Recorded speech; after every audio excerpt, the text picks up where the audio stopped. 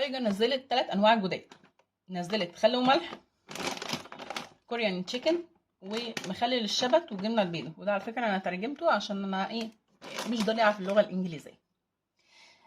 يلا بينا نبتدي نقول بسم الله ونشوف انه احلى طعم فيهم.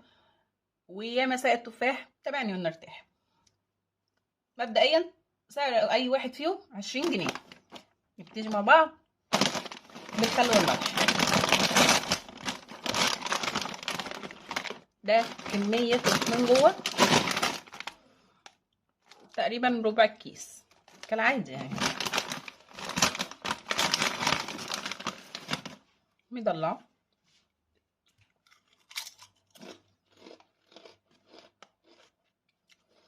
طعم الخل والملح حلو قوي وقوي بجد لذيذ. ندخل بقى على مخلل الشبت والجبنه البيضاء.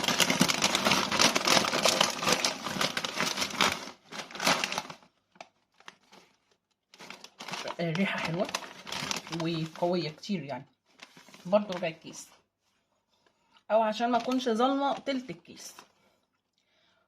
ده شكله.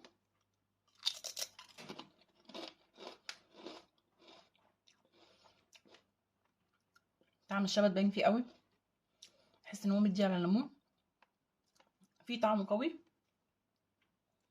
بس انا مش حاسه بطعم الجبنه البيضاء ده، بس هو كمجمل هو لذيذ.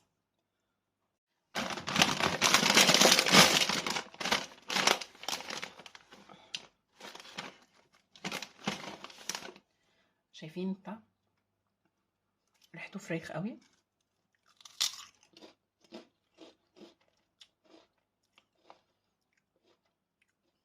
طعمه تحفه، بحس انه سبايسي شويه وبجد مليان توابل.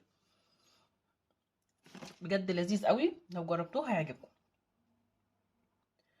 طب بالنسبه ليا انه طعم احلى، ولو انا هجيب يعني التقييم بتاعهم هيبقى اول حاجه طبعا الكوريان تشيكن بالنسبه لي، الخل والملح، وبعد كده اخر حاجه اللي هو مخلل الشبت والجبنه البيضاء. جربوهم وقولوا لي رايكم ايه، وقولوا لي عايزين نجرب ايه تاني مع بعض. وقولي لي الفيديو وصل لغايه فين، طلع من اسكندريه وصل لغايه فين، بتتابعوني من انهي بلد.